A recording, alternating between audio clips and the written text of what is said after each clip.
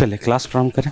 चले, जहाँ एक ओर कल कल करती इंदिरा नदी की अविरल धारा, तो ये मध्य में छत्तीसगढ़ के इतिहास को गौरवान्वित करता महानदी के तट पर बसा राजिम। तो ये छत्तीसगढ़ की लोक कला, लोक संस्कृति छत्तीसगढ़ नहीं अपितु पूरे विश्व में जानी जाती है। और कहा भी गया है कि छत्तीसगढ़ ही बोली वो भाषा के अपन एक अलग मजा है। काबर काबर की कोनो कहे है कि जियो मुड़ी उठा के और रेंगो छाती ठोक और सुनो गुनो पढ़ाओ लिखो छत्तीसगढ़ ही गोट। छत्तीसगढ़ के कन्हार माटी पियूरा रंग मटासी है और गुड़मोटिया के मोटा चावल गजब मीठा थे बासी है। साग मजई से जिमी कांदा अवम सूरहा कढ़ी है, ऐसे अब्बर मयारू मोरभा का छत्तीसगढ़ी है, मोरभा का छत्तीसगढ़ी है। तो चलिए, मैं धर्मेंद्र कुमार आप सभी का एक बार फिर से स्वागत है ऑनलाइन क्लासेस में। और आज हम एक महत्वपूर्ण टॉपिक पर चर्चा करने जा रहे हैं। वैसे मैं बात करूं, किसी भी एग्जाम को प्यारे साथियों क्रैक करना है तो एक चीज मेन होता है, वो होता है उसका जड़। और जड़ क्या होता है, तो मान लो आप सीजीपीएससी कर रहे हैं या फिर सीजी व्यापम कर रहे हैं, तो उसका जो जड़ होता है वो होता है उसका सिलेबस। अगर किसी भी एग्जाम को क्रैक करना है तो सबसे पहले जरूरी है उसके सिलेबस को समझना। जब तक आप उसके सिलेबस को नहीं समझे कि क्या क्या है उन चीजों में, तब तक आप आगे नहीं बढ़ पाओगे। तो सबसे पहले मान लो आप सीजीपीएससी का कर रहे हैं तो उसका पैटर्न आपको देखना है कि उस सिलेबस में क्या क्या है। तो सबसे ज्यादा जो वेटेज हमें देखने को मिलता है वो देखने को मिलता है किसका, आपका छत्तीसगढ़ का। यहां में प्यारे साथियों अगर बात करूं तो सबसे ज्यादा जो वेटेज आप सबको देखने को मिलेगा किसमें, आपका तो सीजीपीएससी। मान लो आप कर रहे हैं क्या, आपका सीजीपीएससी की तैयारी, और सीजीपीएससी में सबसे ज्यादा जो वेटेज देखने को मिलेगा प्यारे साथियों वो देखने को मिलेगा किसका, आपका तो छत्तीसगढ़ का। क्लियर है, सीजी पार्ट का। और सीजी पार्ट बहुत इंपॉर्टेंट हो जाता है। लगभग आपको यहां 50 क्वेश्चन देखने को मिलेंगे। और ये जो 50 क्वेश्चन है प्यारे साथियों, उसको बहुत सारे पार्ट में डिवाइड किया गया है। जैसे कि मैं बात करूं, एक आपको सबसे पहले देखने को मिलेगा छत्तीसगढ़ का आपका जियोग्राफी, भूगोल, जो बहुत ही महत्वपूर्ण हो जाता है। भूगोल के अंतर्गत हम देखेंगे क्या, तो भूगोल के अंतर्गत हम वहां के प्रमुख पर्वत, पठार, नदी, इन सभी चीजों पर क्या करेंगे, चर्चा करेंगे, है ना। एक अगर बात किया जाए भूगोल के अलावा हम देखने वाले कि आपका जो सबसे इंपॉर्टेंट हो जाता है वो हो जाता है कौन सा, आपका जनजाति, है ना, ट्राइब्स ऑफ छत्तीसगढ़, छत्तीसगढ़ की जनजाति। और छत्तीसगढ़ की जो जनजाति है प्यारे साथियों, यहां से देखिए एक सिलेबस आपको तैयार करना है ना। सिलेबस तो खैर आपको पहले से ही पता है, लेकिन इस 50 क्वेश्चन में सबसे ज्यादा जो वेटेज है कौन कौन से टॉपिकों का है ये आपको देख लेना है ना। जैसे कि भूगोल है ना, भूगोल, जनजाति, जनजाति के अलावा आपको देखने को मिलेगा इतिहास, क्या आपका छत्तीसगढ़ का इतिहास। साथ ही साथ इसके अलावा एक टॉपिक आपको देखने को मिलेगा कौन सा, छत्तीसगढ़ की लोक कला व संस्कृति, लोक कला व संस्कृति। ये क्या है, आपका मेजर टॉपिक है। यहां से ही क्या होता है, अधिकतर क्वेश्चन आपका पूछे ही जाते हैं।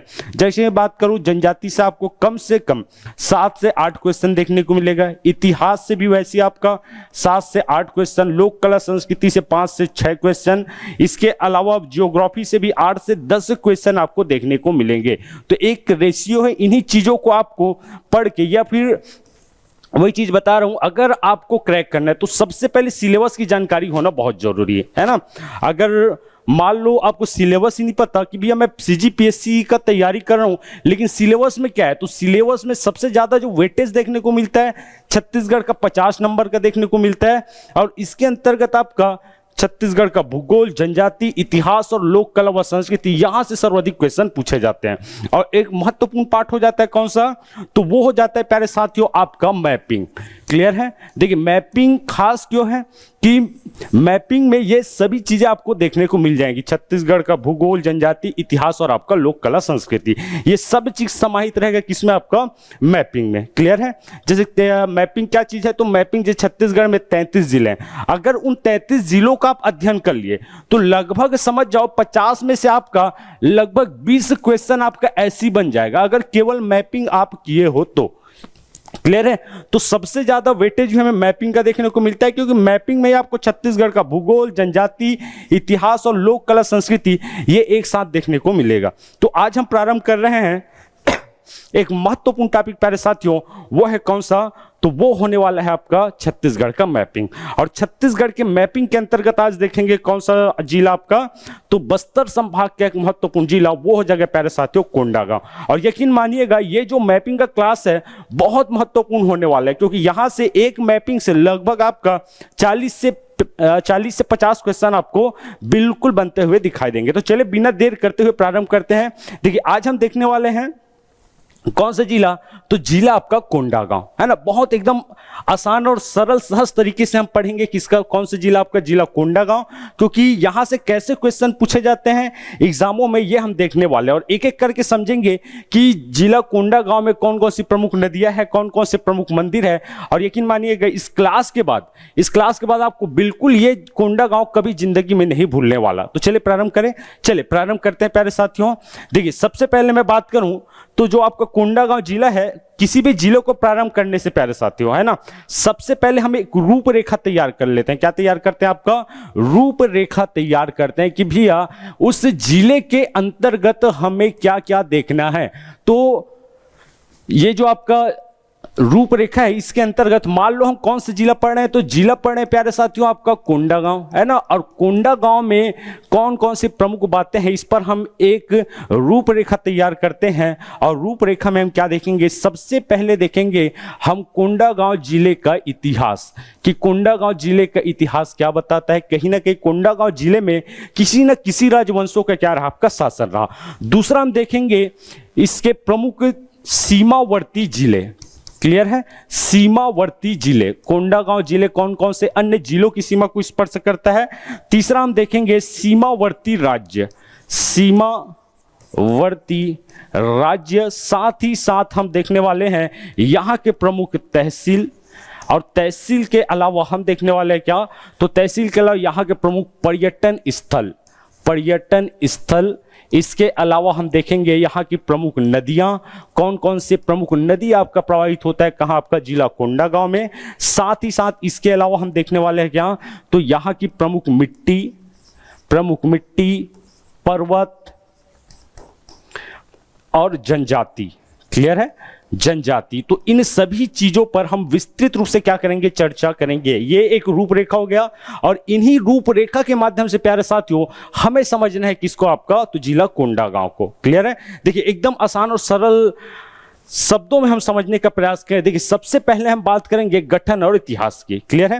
देखिए उससे पहले हम कोंडागांव जिले का एक मैप बना लेते हैं। आप सबको पता है कि जो आपका कोंडागांव जो जिला है प्यारे साथियों है ना, वो आपका बस्तर संभाग में है। तो बस्तर संभाग का हम एक प्यारा मैप बना लेते हैं। कैसे मैप बनाना है, एकदम सिंपल तरीके से। देखिए सबसे पहले मैप बनाना, देखिए आपको पता है छत्तीसगढ़ में 33 जिले है ना, लेकिन इतना नहीं पता कि कौन से जिले कहां स्थित है, मोटा मोटा अगर देखा जाए, या फिर कौन से जिले की सीमा अन्य किस जिले की सीमा को लगता है। इसको जानने के लिए आपको सबसे पहले मैप बनाना चाहिए, है ना।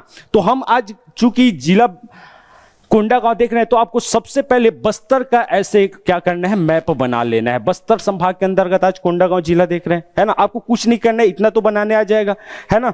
अब इतना बनाने के पश्चात प्यारे साथियों आपको कुछ नहीं करना है। देखिए यहां से एक लाइन लेना है और इसको ये वाले बाउंड्री में से मिला देना है, क्लियर है। हम क्या बना रहे हैं, आपका बस्तर डिवीजन बना रहे हैं, ठीक है। उसके बाद आपको यहां से एक लाइन खींचना है सीधा सीधा और इन दोनों छोर को पुनः ऐसे मिला देना है, ठीक है। अब देखिए ये हो गया आपका कोंडागांव। नीचे की मैं बात करूं तो नीचे से कोंडागांव की जो बाउंड्री है वहां से एक लाइन लेना है और एक बीच में ऐसे डिब्बा बना देना है, क्लियर है। अब इधर से इन दोनों छोरों को ऐसे मिला देना है। तो इस प्रकार बन गया कौन सा आपका डिवीजन, तो बस्तर डिवीजन, क्लियर है। कौन सा डिवीजन प्यारे साथियों, आपका बस्तर डिवीजन, बस्तर संभाग, क्लियर है, बस्तर संभाग। तो इन चीजों को आपको देखते चलना है। देखिए मैं नाम भी लिख देता हूं, कोई दिक्कत वाली बात नहीं है। तो सबसे पहले हम यहां देखते चले कौन कौन सा प्रमुख आपका जिला है। देखिए ऊपर का हो जाएगा कौन सा आपका कांकेर, है ना, ऊपर का हो जाएगा कांकेर। इसके नीचे हो जाएगा प्यारे साथियों आपका कोंडागांव, क्लियर है, कौन सा आपका कोंडागांव। कोंडागांव के नीचे ये हो जाएगा आपका कौन सा बस्तर, कौन सा आपका बस्तर। बस्तर के नीचे ये हो जाएगा प्यारे साथियों कौन सा आपका सुकमा। ये हो जाएगा आपका दंतेवाड़ा, क्लियर है, दंतेवाड़ा। ये हो जाएगा आपका कौन सा, तो ये आपका बीजापुर। बीजापुर, और ऊपर का हो जाएगा प्यारे साथियों आपका नारायणपुर। तो सबसे पहले आपको मैप बनाना आना चाहिए, है ना। हम एक एक संभाग का देखेंगे बाद में। पहले आज हम बस्तर संभाग के अंतर्गत कोंडागांव जिला पढ़े हैं। तो कोंडागांव, जैसे कि यहां अगर पूछ दिया गया एग्जाम में कि भैया जो आपका कोंडागांव जिला है कौन कौन से अन्य जिले की सीमा को स्पर्श करता है, अधिकतर एग्जाम में ऐसे क्वेश्चन आपको देखने को मिलेगा। तो अगर ये मैप आपका क्लियर है तो बता सकते हो कि हाँ कोंडागांव के नीचे बस्तर है ना, इधर आपका बीजापुर को टच कर रही है, नारायणपुर और आपका कांकेर जिला, है ना, और ऊपर ईस्ट और आपको देखने को मिलेगा आपका धमतरी, है ना। तो इस प्रकार अगर देखें तो जो आपका कोंडागांव जिला है, देखिए गठन की मैं बात करूं, गठन कब हुआ था प्यारे साथियों, तो गठन देखें तो सभी जिले का हम एक साथ देख लेते हैं। देखिए सबसे पहले जो बस्तर जो जिला है उसका गठन हुआ था 1948 में अस्तित्व में। कौन सा जिला आपका, बस्तर जिला, क्लियर है। बस्तर जिला के अलावा मैं बात करूं तो आपको याद रख लेना, एक कांकेर और दूसरा आपका दंतेवाड़ा, ठीक है। कांकेर दंतेवाड़ा अस्तित्व में कब आपका 1998 में, 1998 में। कौन सा आपका, दंतेवाड़ा और आपका कांकेर, क्लियर है। देखिए उसके बाद नारायणपुर बीजापुर, देखिए दो दो करके हम चलते हैं ना। देखिए सबसे पहले बात किया जाए नारायणपुर बीजापुर तो 2007 में क्या हुआ, अस्तित्व में कब आया आपका, 2007 में, क्लियर है। इसके बाद आपका कोंडागांव सुकमा, क्लियर है, कोंडागांव और आपका सुकमा अस्तित्व में आएगा कब आपका 2012 में, कब आपका 2012 में। तो इसको याद कैसे करना, एकदम सिंपल तरीका। देखिए सबसे प्राचीन बस्तर संभाग का सबसे प्राचीन अगर जिला पूछा जाए तो कौन सा रहेगा, बस्तर, 1948, क्लियर है यहां तक। अब देखिए उसके बाद 1998 में आपका कांकेर दंतेवाड़ा, कौन सा आपका, कांकेर दंतेवाड़ा बना, क्लियर है यहां तक। उसके बाद मैं बात करूं 2007 में नारायणपुर बीजापुर, 2007 में आपका नारायणपुर बीजापुर, और कोंडागांव और सुकमा आपका 2012। तो तीन आपको मूल रूप से डेट याद रख लेना है, कौन कौन सा, 1998, 2007 और 2012, क्लियर है। मतलब तीनों साल में कितने जिले बने, दो दो जिलों का निर्माण हुआ। और एक तो खैर बस्तर तो याद रहेगा क्योंकि सबसे प्राचीनतम जिला है 1948 में, है ना। तो इतना आपको याद रख लेना है। तो हाँ टोटल 7 जिले, जिलों की जो संख्या है वो आपका 7 जिले, और निर्माण कब कब हुआ वो भी आप याद रख सकते हैं। 1948 में अस्तित्व में आपका बस्तर, 1998 में अस्तित्व में आएगा कौन सा आपका, कांकेर, है ना, कांकेर, और कौन सा आपका दंतेवाड़ा, क्लियर है। 2007 में अस्तित्व में आएगा बीजापुर, नारायणपुर, और 2012 में अस्तित्व में आएगा कौन सा आपका, तो एक आपको याद रख लेना है कोंडागांव और दूसरा कौन सा आपका सुकमा। यहां तक क्लियर है सबको। तो यहां हम अगर गठन की बात करें तो गठन कब हुआ था अगर पूछ दिया जाए प्यारे साथियों, किसका, आपका कोंडागांव जिले का, तो 2012 में अस्तित्व में आया, ठीक है।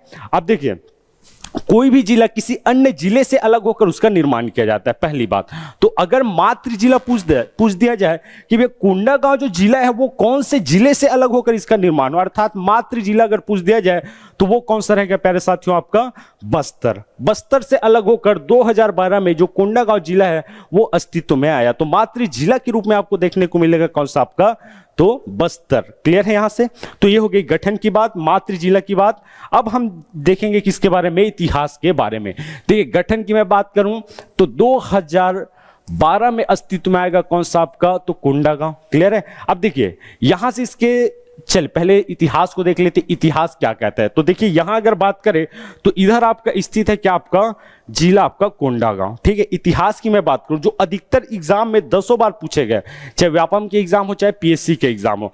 देखिए यहां मैं बात करूं तो वैसे जो बस्तर संभाग है उसमें बहुत सारे राजवंशों का शासन रहा, जिनमें से एक सुने होंगे आपका काकती वंश, है ना, छिंदकनाग वंश, है ना। काकती वंश का शासक आप शासन कहाँ रहा, बस्तर वाले क्षेत्र में रहा, जबकि छिंदकनाग वंशी शासकों का शासन रहा आपका कहाँ, बारसूर दंतेवाड़ा में। लेकिन एक और राजवंश का नाम आपको याद रख लेना है, उस राजवंश का नाम है प्यारे साथियों आपका नल वंश। कौन सा वंश, आपका नल वंश, क्लियर है। नल वंश का जो शासन मूल रूप से आपको देखने को मिलेगा वो देखने को मिलेगा कोरापुट उड़ीसा में, कहाँ आपका, कोरापुट उड़ीसा। लेकिन इसके क्षेत्र का विस्तार था आपका कहाँ, कोंडागांव में, क्लियर है। अब ये हमें कैसे पता चलता है, तो यहां से 2 से 3 बार, 2 से 3, 4 से 5 बार यहां से क्वेश्चन पूछा गया है कि भैया नलवंशी शासकों के जो सिक्के हैं वो हमें कहां से प्राप्त हुए हैं, छत्तीसगढ़ से। तो आपको याद रखें नलवंशी शासकों का शासन था और इनके स्वर्ण मुद्राएं, क्लियर है, इसके स्वर्ण मुद्राएं स्वर्ण मुद्राएं प्राप्त हुए कहां से आपका, तो कोंडागांव का एक जगह है, नाम है आपका अड़ेंगा। क्या नाम है आपका, अड़ेंगा से प्राप्त हुए। तो कहीं ना कहीं अड़ेंगा जो गांव है या क्षेत्र है वो संबंधित है किससे, आपका नल वंश से। और 3 राजाओं का नाम आपको नहीं भूलना है प्यारे साथियों। 3 राजा कौन कौन सा, तो एक आपको याद रख लेना है अर्थपति भट्टारक, है ना, अर्थपति भट्टारक। दूसरा आपको याद रख लेना है वराहराज, वराहराज। और तीसरा आपको याद रख लेना है भावदत्त वर्मन, भावदत्त वर्मन। ये 3 ऐसे राजा हुए कौन से राजवंश के, तो नल वंश से, जिनके स्वर्ण मुद्राएं हमें अड़ेंगा जो कि कोंडागांव जिले का एक क्या है गांव है वहां से प्राप्त हुए हैं। और ये व्यापम में 10 बार पूछा जा चुका है, पीएससी में भी कई बार पूछा जा चुका है। तो इन चीजों को बिल्कुल आपको देखते चलना है। दूसरा मैं बात करूं प्यारे साथियों, देखिए इतिहास की मैं बात करूं, एक नलवंशी राजाओं का वर्णन मिलता है। दूसरा आपको याद रख लेना है, ये यहां आपका कोंडागांव में बौद्ध धर्म से संबंधित, बौद्ध धर्म से संबंधित क्या है, एक स्थल है, ठीक है। अर्थात में अगर कहा जाए तो बौद्ध धर्म से संबंधित स्थल है कहां, आपका कोंडागांव में। और उस जगह का नाम है प्यारे साथियों आपका भोंगापाल। क्या नाम है आपका, भोंगापाल। देखिए ये जो भोंगापाल है कई बार एग्जाम में पूछा जा चुका है। स्वर्ण मुद्रा कहां से मिले हमें, नलवंशी शासकों के, तो आपको याद रख लेना है कोंडागांव जिले का एक क्षेत्र कौन सा, आपका अड़ेंगा से। और राजा पूछे कि कौन कौन से राजाओं के सिक्के मिले हैं, तो अर्थपति भट्टारक, वराहराज और आपका भावदत्त वर्मन। क्लियर है सर यहां तक। चले आगे हम देखें तो ये हो गया इतिहास और गठन की बात। जबकि सीमावर्ती जिलों की मैं बात करूं, अगर मान लो पूछ दिया जाए कि कोंडागांव जो जिला है कौन कौन से अन्य जिलों की सीमा को स्पर्श करते, तो बता पाओगे, यहां से दिख रहा है। अगर मैप बनाने आ गया तो बिल्कुल ये चीज 100% आपको कभी नहीं भूलेगा। लेकिन भैया आप रटोगे इन चीजों को कि यहां देखोगे कि कोंडागांव जिला, हाँ बस्तर, बीजापुर, नारायणपुर, तो ये 4 दिन में भूल जाएगा। लेकिन आप इस तरह से अगर मैप बना लोगे ना, तो हाँ भैया देखिए कोंडागांव जिला एक हो जाएगा आपका कौन सा, कांकेर। दूसरा हो जाएगा नारायणपुर, तीसरा हो जाएगा बीजापुर, चौथा हो जाएगा बस्तर, और इधर कौन सा आपका 5वां धमतरी। तो इस प्रकार 5 जिले की सीमा को स्पर्श कर रहा है कौन सा जिला, आपका कोंडागांव। क्लियर है, नहीं इसमें कोई दिक्कत ना कोई बाधा, है ना। हमें क्या है, देखिए कुछ भी चीजों को अगर समझना है प्यारे साथियों, तो मैं एक चीज बता रहा हूं, एक आपका स्मार्ट वर्क बहुत जरूरी है ना भैया। आप हर चीज को रट के याद नहीं कर सकते, हर चीज को आपको समझना है। और एक चीज मैं हमेशा बोलता हूं कि हर उस छात्र में काबिलियत है। देखिए कोई ऐसा नहीं कि शुरू से सब चीज सीख के, है ना, कहीं ना कहीं उन चीजों के पीछे मेहनत करना ही होता है ना। माँ बाप इसीलिए भेजे रहते हैं कि भैया बेटा जाके पढ़े, है ना। और वो चीज कब होता है, जब हम उन चीजों को दिमाग में बसा लेते हैं। अगर आप ठान लिए ना कि मुझे 1 साल में पीएससी निकालना है, वो कैसे निकालना है, तो उन चीजों को एनालिसिस आपको करना है कि भैया सबसे पहले सिलेबस आपको पता रहना चाहिए कि मैं कौन कौन सी चीजों को पढ़ूं, तब मुझसे पीएससी निकलेगा, है ना। अब आपको पता ही नहीं कि छत्तीसगढ़ में कौन कौन सा पार्ट है, और आप पढ़े जा रहे हो पढ़े जा रहे हो, एक बुक उठाओ पढ़े जा रहे हो पढ़े, तो इससे होगा क्या, वैसे होने वाला नहीं। तो एक स्मार्ट वर्क का बहुत जरूरी है। और दूसरा आपका माइंड सेट होना बहुत जरूरी है ना। माइंड सेट कहने का तात्पर्य है कि आपको अगर पढ़ना है दिन में 8 घंटे, और कोई दोस्त का कॉल आ रहा है, चला यार यहाँ घूम के आते हैं, है ना। अब पढ़ रहे हो छोड़ के फिर घूमने चले गए, फिर कहीं चले गए, तो ऐसा अगर करोगे तो वो चीज नहीं होगा। माइंड सेट रखो कि मुझे पढ़ना है 8 घंटे कुछ भी करके, है ना। और ये चीज अगर आप लेके चलते हो तो यकीन मानो एक ना एक दिन बिल्कुल सफलता आपके कदम चूमेगी। वो आपके ऊपर है। मैं बार बार यही चीज बोल रहा हूं कि कोई किसी से न तो कमजोर है ना, न कोई टैलेंट है। टैलेंट की बात अगर किया जाए तो खुद के ऊपर जब काम करोगे ना, तो वो चीज ऑटोमेटिक आ जाती है ना। तो चलिए आगे बढ़ते हैं। तो इन चीजों को समझना है। अब देखिए एकदम सिंपल तरीके से कोंडागांव जिले हम समझते हैं। देखिए सबसे पहले मैं सीमावर्ती जिलों की बात करूं तो बगल में मैं लिख देता हूं प्यारे साथियों। देखिए नीचे हो जाएगा आपका बस्तर, पढ़े थे बस्तर, है ना, ये सीमावर्ती जिले हैं। दूसरा मैंने बताया था इधर हो जाएगा कौन सा आपका नारायणपुर, कौन सा आपका नारायणपुर, नारायणपुर। इधर हो जाएगा आपका धमतरी, क्लियर है, इधर हो जाएगा आपका धमतरी, है ना।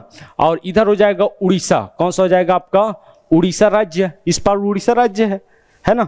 और एक हो जाएगा इस तरफ कौन सा आपका बीजापुर, कौन सा आपका बीजापुर। तो इस प्रकार हम देख सकते हैं कि जो आपका कोंडागांव जो जिला है, और ऊपर हो जाएगा कौन सा आपका एक कांकेर हो जाएगा, है ना। तो कांकेर, धमतरी, धमतरी हम इसको बना लेते हैं ना, इधर हो जाएगा आपका धमतरी। देखिए धमतरी, कांकेर, नारायणपुर, बीजापुर, बस्तर, इतने जिले की सीमाओं को स्पर्श कर रहा है, प्लस एक राज्य कौन सा रहेगा आपका, उड़ीसा। क्लियर है यहां से। अब देखिए इसके अलावा मैं बात करूं, जब भी कहीं ना कहीं आप बस्तर गए हो कभी सर, नहीं गए हो, आप धमतरी गए हो कभी, धमतरी वाला रोड में ही नहीं गए हो, गए हो ना धमतरी तक, कांकेर। हाँ तो देखिए जैसे ही आप सिंपल सी तरीके से अगर हम समझे तो सबसे पहले एक रोड आपको याद रख लेना, जैसे कि मैं ये बना दिया कौन सा आपका, तो ये हो गया प्यारे साथियों आपका बस्तर डिवीजन, है ना, ये हम बना दिए। देखिए जैसे ही आप कांकेर से या फिर रायपुर से आप इंटर करोगे, है ना, रायपुर हो गया इधर ऊपर रायपुर, रायपुर से आपका धमतरी, धमतरी से कांकेर, है ना, धमतरी से कांकेर आएंगे, कांकेर से कोंडागांव, कोंडागांव से बस्तर, बस्तर से सुकमा। तो एक रोड के माध्यम से हम आगे जाएंगे, है ना। इस रोड का नाम है प्यारे साथियों नेशनल हाईवे 30। क्या नाम है आपका, नेशनल हाईवे 30। ये जो है ना क्या बोलते हैं, सीधा आप जब जाओगे इधर से रिंग रोड के उस पार है ना, तो वो वाला जो रोड है जो धमतरी के लिए निकलता है ना, वो कौन सा हो जाएगा आपका, NH 30 हो जाएगा। जो सीधा सीधा कहाँ जा रहा है, तो सबसे पहले कांकेर जाएगा, कांकेर से आपका कोंडागांव, कोंडागांव से बस्तर, और बस्तर से आपका सुकमा। ठीक है, तो इस रोड का नाम है कौन सा आपका, तो रोड का नाम है आपका NH 30, नेशनल हाईवे 30, है ना। दूसरा, कोंडागांव से आपको जाना है कहाँ आपका, नारायणपुर। कहाँ आपका, कोंडागांव से जाना है कहाँ आपका, नारायणपुर। तो देखिए ये जो आपका कोंडागांव से नारायणपुर जाना है, तो एक आपको रोड का प्रयोग करना पड़ेगा। इस रोड या यूज करोगे, उस रोड का नाम है नेशनल हाईवे 130D। क्या नाम रहेगा आपका, नेशनल हाईवे 130D। अब देखिए खास बात क्या है, तो खास बात यह है ये इसी का ब्रांच है, नेशनल हाईवे 30 का ब्रांच है। देखिए कोंडागांव से जाए प्यारे साथियों नारायणपुर, तो नेशनल हाईवे 130D। क्लियर है यहां से। और हम रायपुर से धमतरी, धमतरी से कांकेर, कोंडागांव, ये वाला जो रोड हो जाएगा वो हो जाएगा कौन सा, NH 30। आपको केवल लोकेशन पकड़ना है, बाकी ऑटोमेटिक याद आ जाएगा, इसमें कोई बात ही नहीं। तो यहां अगर देखा जाए, है ना, तो देखिए ये वाला जो रोड आप देख रहे हो ना, ये हो जाएगा कौन सा आपका, तो ये वाला जो रोड हो जाएगा प्यारे साथियों, वो हो जाएगा कौन सा, नेशनल हाईवे 30। कौन सा आपका, नेशनल हाईवे 30। ऊपर कांकेर से आ रही है, कांकेर से आपका कोंडागांव। क्लियर है यहां से। अब देखिए ये नारायणपुर, तो ये कोंडागांव से नारायणपुर, ये कौन सा हो जाएगा, 130D, नेशनल हाईवे 130D। यहां तक क्लियर हुआ। अब देखिए जैसे हम इंटर करेंगे कांकेर से आपका कोंडागांव, है ना, तो आप सबको पता है केशकाल घाटी कहां है, कोंडागांव में है। क्लियर है, केशकाल घाटी कोंडागांव में है। तो यहां के तहसील हम देख लेते हैं, बड़े आसानी के साथ याद करते हैं। तहसील देखें, देखिए तहसील में कौन कौन सा प्रमुख हमें देखने को मिलेगा, तो प्रमुख तहसीलों में प्यारे साथियों सबसे पहले आपको देखने को मिलेगा केशकाल तहसील। कौन सा तहसील आपका, केशकाल तहसील। क्लियर है। सबसे पहले जैसे ही इंटर करेंगे आपका केशकाल तहसील, और इसको आपको कॉपी में भी ऐसे ही बनाना है ना, ठीक है, केशकाल तहसील। उसके बाद नीचे आएंगे तो एक प्रमुख जगह आपका फरस गांव। कौन सा आपका, फरस गांव। ठीक है, केशकाल के बाद फरस गांव, फरस गांव के बाद प्यारे साथियों आपका कोंडागांव। कौन सा आपका, कोंडागांव। नाम सुनो कोंडागांव का। क्लियर है। एक जगह आपको याद रख लेना है, कौन सा तहसील आपका, माकड़ी तहसील। कौन सा तहसील प्यारे साथियों आपका, माकड़ी तहसील। माकड़ी तहसील के बाद आपको याद रख लेना है बड़े राजपुर, बड़े राजपुर। और दो नवीनतम तहसील आपको याद रख लेना है, एक आपका मर्दापाल, एक आपका मर्दापाल, और दूसरा आपको याद रख लेना है कौन सा, तो धनोरा। अब इसको कैसे याद रखें, देखिए सबसे पहले नोट्स आपको बनाते चलना है। अगर कोंडागांव जिले के बारे में अगर पूछ दिया एक भी क्वेश्चन, तो वो आपसे छूटने वाला नहीं है। देखिए सबसे पहले इंटर करेंगे केशकाल, केशकाल के बाद आएंगे फरसगांव, फरसगांव के बाद आपका कोंडागांव, माकड़ी सुने हो, है ना, माकड़ी कहीं ना कहीं सुने हो, और एक आपका बड़े राजपुर। एक आपको याद रख लेना है धनोरा, और एक आपका मर्दापाल। ठीक है, ये क्या है, तो यहाँ के तहसील है। नेशनल हाईवे में कौन कौन सा बताया, तो नेशनल हाईवे में एक नेशनल हाईवे 30 और एक आपका नेशनल हाईवे 130D। क्लियर हुआ यहां से, कोई डाउट नहीं है ना। चले, तो इतना आपको याद रख लेना है। अब देखिए अब हम मेन चीज पढ़ने वाले हैं, है ना, मेन चीज का कि कोंडागांव जिले में एग्जाम की दृष्टिकोण से जहां जहां से क्वेश्चन पूछे जाते हैं कि भैया केशकाल घाटी से हमेशा एक नया क्वेश्चन पूछा ही जाता है बहुत सारे एग्जामों में। तो सबसे पहले एक ही लाइन में अगर हम समझे तो इस प्रकार देखने को मिलते हैं। देखिए, सबसे पहले कोंडागांव के बारे में अगर क्वेश्चन पूछा जाए तो यहाँ का जो जिला मुख्यालय है, हेड क्वार्टर है, वो कौन सा हो जाएगा? कोंडागांव होगा। दूसरी बात, विधानसभा निर्वाचन क्षेत्र है कोंडागांव। तीसरी बात, मक्का प्रोसेसिंग यूनिट कहाँ स्थापित किया गया है आपका? तो कोंडागांव में स्थापित किया गया है। और एक क्वेश्चन जो अधिकतर एग्जाम में पूछा जाता है कि भैया छत्तीसगढ़ में शिल्प ग्राम की संज्ञा किसको दी गई या किसको शिल्प ग्राम के रूप में जाना जाता है? तो वो कौन सा रहेगा आपका? कोंडागांव। क्यों जाना जाता है? तो इसको हम यहां एक आपका पद्धति से आपका क्या बनाया जाता है, जिसे बोला जाता है प्यारे साथियों घड़वा कला। कौन सा कला आपका? घड़वा कला। सुने होंगे घड़वा कला, है ना। जैसे कि यहां आप देख सकते हैं इसके माध्यम से ये जो आपका शिल्पग्राम है कोंडागांव, वहां आपका घड़वा कला से मूल रूप से क्या बनाया जाता है? तो इस प्रकार की कलाकारी या कृति आपको देखने को मिलेगा, जिसे आपको याद रखना है। ये आपका भस्ट मोम पद्धति से इसका क्या किया जाता है? निर्माण किया जाता है। खैर वो घड़वा कला में और डिटेल देखेंगे, बस इतना आपको याद रख लेना कि कोंडागांव जिले को क्या बोला जाता है? आपका शिल्पग्राम कहा जाता है। और ये आपको याद रखें, शिल्प गुरु जी से बोला जाता है, जिसे अंतरराष्ट्रीय स्तर पर पहचान मिली है ना। वो कौन थे आपका? जयदेव बघेल थे। क्लियर है? कौन थे आपका? जयदेव बघेल, जो कई बार एग्जाम में पूछे जाते हैं। तो बस इतना आपको याद रख लेना है कोंडागांव जिले के बारे में। आगे हम बढ़े तो ये एक रूपरेखा है। अगर इतने को आप याद कर लिए, बस ये जो दिख रहे हैं ना, इतने को आपको याद करना है और यहां से जितने भी क्वेश्चन है वो आपसे बनेंगे। अब क्या क्या याद करना है थोड़ा सा देखेंगे। देखिए, सबसे पहले आप सबको देखना है कौन सा आपका, जैसे ही देखिए ये हो गया NH30। NH30 मैंने बताया था, जैसे ही इंटर करोगे एक घाटी पड़ेगा। इस घाटी का क्या नाम है आपका? केशकाल घाटी। प्यारे साथियों, केशकाल घाटी, ये याद रहेगा। दूसरा, एक जगह मैंने बताया था, इस जगह का नाम है कौन सा आपका? भोंगापाल। क्या बताया था आपका? भोंगापाल। ठीक है, ये बौद्ध धर्म से संबंधित स्थल है। दूसरा आपको याद रख लेना है, एक बताया था मैंने गढ़ धनोरा। क्या बताया था आपका? गढ़ धनोरा। ठीक है, यहां तक याद रहेगा। एक पहाड़ी आपको याद रख लेना है, बड़े डोंगर की पहाड़ी। कौन सी पहाड़ी आपका? बड़े डोंगर की पहाड़ी। ठीक है, इसके अलावा एक आपको याद रख लेना है और पहाड़ी, आलोर की पहाड़ी। कौन सा पहाड़ी आपका? आलोर की पहाड़ी। तो ये सब चीज आप लिखते चलते, मैप में आपको बनाना ही है। इसके अलावा एक जगह आपको याद रख लेना है, कोपे बेड़ा। क्या याद रख लेना है आपका? कोपे बेड़ा। ठीक है, और राजवंश कौन सा बताया था कोंडागांव जिले में? शुरुआत में बताया था इतिहास में, नल वंश, है ना, याद आ रहा है? तो नल वंशी, है ना, नल वंश आपको याद रख लेना है। इनके सोने के सिक्के हमें यहां देखने को मिलते हैं, है ना, स्वर्ण मुद्रा। और एक आपको याद रख लेना है जटायुशिला, जो कि रामायण कालीन स्थल है। इतना आपको याद रख लेना है। देखिए क्या क्या याद रख लेना है, एक ही मिनट में याद होगा। जैसे इंटर करेंगे केशकाल घाटी, एक जगह कौन सा आपका? भोंगापाल, है ना, एक पुरातात्विक स्थल गढ़धनौरा, है ना, एक आपका कोपेबेड़ा का मंदिर। कौन सा आपका? कोपेबेड़ा का मंदिर। एक पहाड़ी बड़े डोंगर, एक आपका आलोर की पहाड़ी, है ना, और शासन कौन सा राजवंश? आपका नलवंश। अब इसके बारे में हम थोड़ा डिटेल करते हैं। सबसे पहले देखेंगे जटायुशिला कौन सा आपका? तो केशकाल घाटी, है ना, जहां से अधिकतर एग्जाम में क्वेश्चन पूछा। आप बेफिक्र हो गए, ये जो PDF है बहुत अच्छे से ऐसा आपको बुक में भी नहीं दिया होगा, लेकिन ये आपको PDF के तौर पे मिल जाए, लेकिन खुद से नोट्स भी बनाना है भाई, है ना।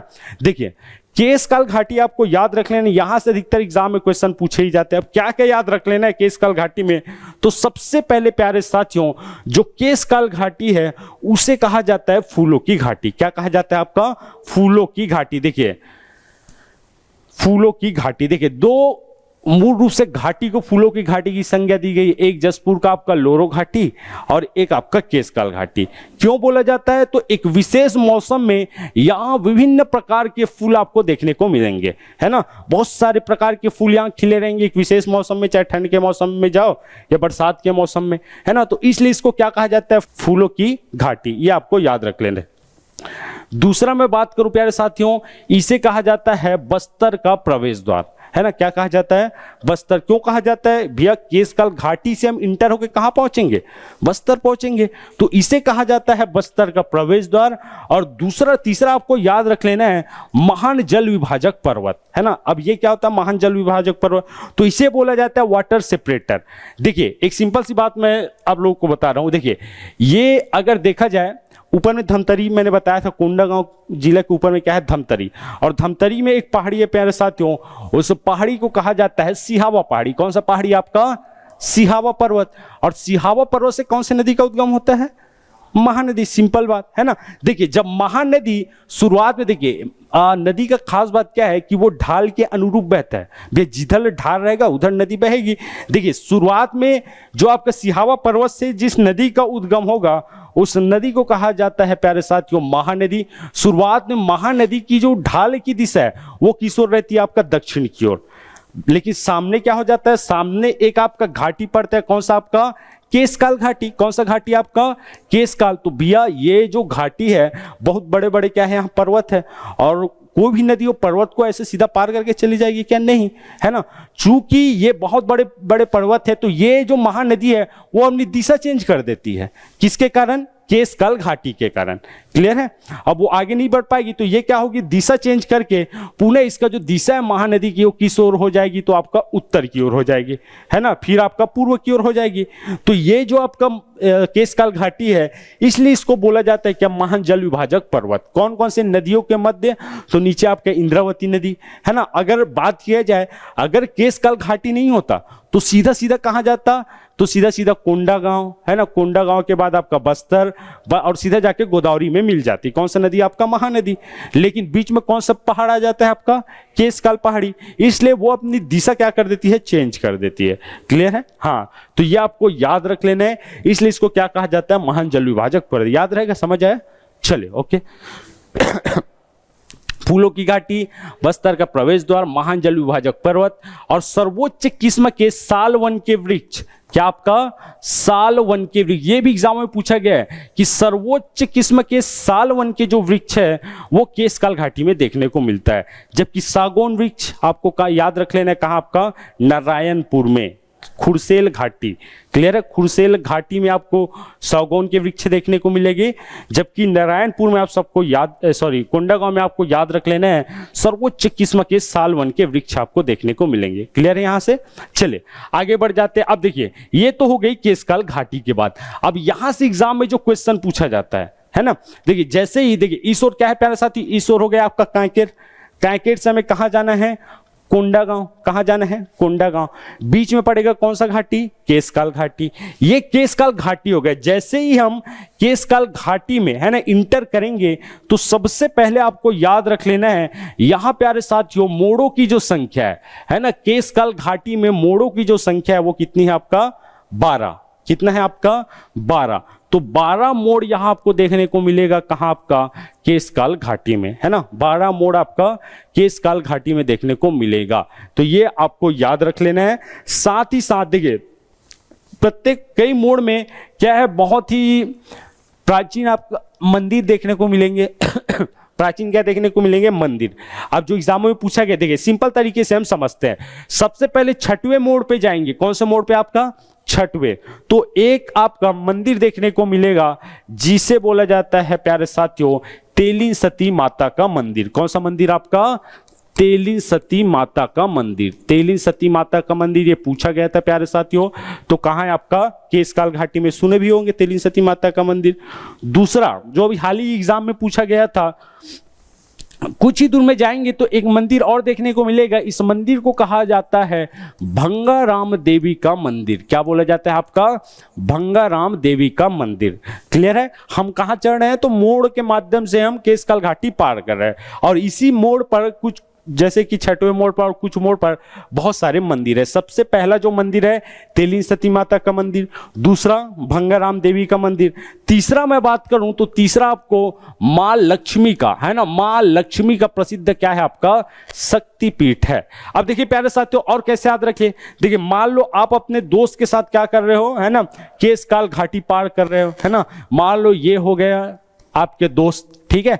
अब आप चले गए, है ना, जोश जोश में आप कहां चले आए, नीचे उतर आए, ठीक है।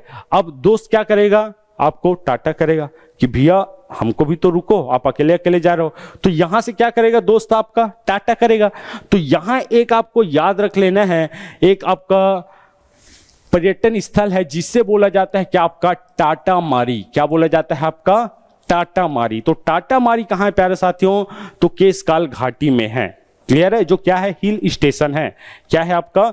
हिल स्टेशन आपका टाटामारी, ये आपको याद रख लेना है, ठीक है? तो ये चीज बिल्कुल एग्जाम में पूछा गया है। ये हाल ही में एक जेई का एग्जाम हुआ था, उसमें पूछा गया था, है ना? ये भी पूछा जा चुका है और टाटामारी भी पूछा जा चुका है। तो बस इन चीजों को याद रख लेना कि भैया 12 मोड है ना?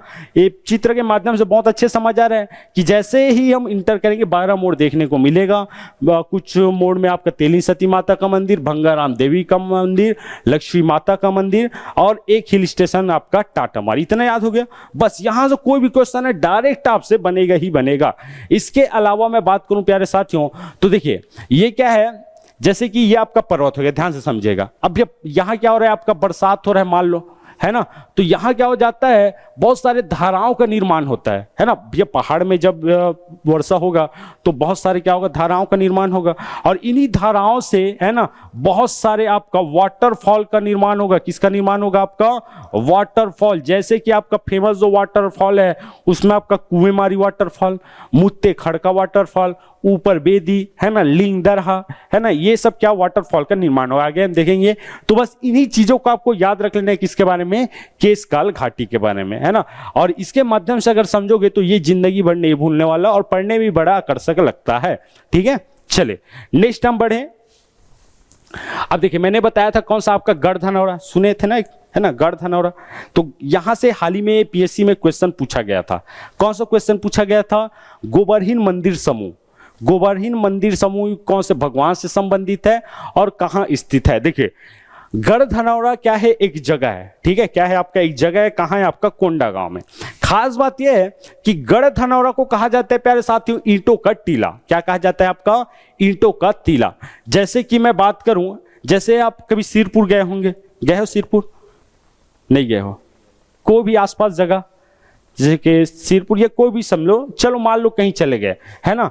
तो यहां आपको बहुत सारे, एक ही जगह में, नाम क्या है? एक ही है, गढ़ धनौरा, लेकिन वहां बहुत सारे मंदिर है। जैसे कि 500 मीटर में, 100 मीटर में, है ना? वैसे ही आपका गढ़ धनौरा में ऐसे बहुत सारे क्या है आपका मंदिर है, जिसमें सबसे पहला जो मंदिर आपको याद रख लेना है, जिसे कहा जाता है गोबरहीन मंदिर समूह। अब जब भी एग्जाम में पूछे कि भैया गोबरहीन मंदिर समूह कौन से भगवान को समर्पित है या कहां स्थित है, तो आपको याद रख लेना कोंडा गांव भगवान शिव को समर्पित क्या है, तो ये आपका मंदिर है। यहां आपको शिवलिंग देखने को मिलेगा, ठीक है? दूसरा आपका विष्णु मंदिर समूह। कौन सा मंदिर समूह? आपका विष्णु मंदिर समूह। और तीसरा आपको याद रख लेना है कौन सा? आपका बंजारिन मंदिर समूह। कौन सा मंदिर समूह? आपका बंजारिन मंदिर समूह। तो ये कहां है सब? ये है आपका गढ़ धनौरा में। और इसे कहा जाता है क्या? आपका ईंटों का टीला। ईंटों का टीला क्यों कहा जाता है ये भी हम देख लेते हैं। यहां अगर बात करें, आगे होगा वो, है ना, जैसे ये ऐसे कुछ ही दूर में ये हो गया गढ़ धनौरा और कुछ कुछ दूर में ऐसे क्या है आपका मंदिर देखने को मिलता है। अब ये क्या है? पहले ईंटों, देखिए ये जो आप देख रहे हो ये क्या है आपका? ईंटों से पहले दबा हुआ था, बाद में खुदाई हुई, है ना? तो यहां आपका मंदिर देखने को मिला है, शिवलिंग देखने को मिला, इसलिए इसको क्या कहा जाता है? ईंटों का टीला कहा जाता है, ठीक है? इसके अलावा मैं बात करूं तो जैसे कि भोंगापाल मैंने बताया था, शुरुआत में पढ़े थे, ये क्या है? बौद्ध धर्म से संबंधित स्थल है, ठीक है? और ये आपको याद रख लेना है लसूरा नदी के तट पर है। ये नवीनतम आपका क्वेश्चन बन सकता है कि भोंगापाल कौन से नदी के तट पर है? लसूरा नदी के तट पर है। भगवान गौतम बुद्ध से क्या है आपका संबंधित स्थल है, जबकि इसे स्थानीय लोग बोलते हैं क्या? आपका डोकरा बाबा टीला, ठीक है? ईंटों का टीला गढ़ धनौरा, डोकरा बाबा टीला आपका भोंगापाल, ठीक है? इसके अलावा मैंने बताया था कोपेबेड़ा, बताया था कोपेबेड़ा, सुने थे? ये आपका प्राचीन शिव मंदिर है। और एक आपको याद रख लेना है मुलमुला, यहां आपका मूसर देव मंदिर। कौन सा मंदिर? आपका मूसर देव मंदिर है। इतना आपको याद रख लेना है, क्लियर है? चले आगे बढ़ जाते हैं। देखिए जैसे कि आप देख सकते हैं ना, पूरा अगर मान लो आपको जानने ईंटों का टीला है ना, गढ़ धनौरा आपको याद रख लेना है।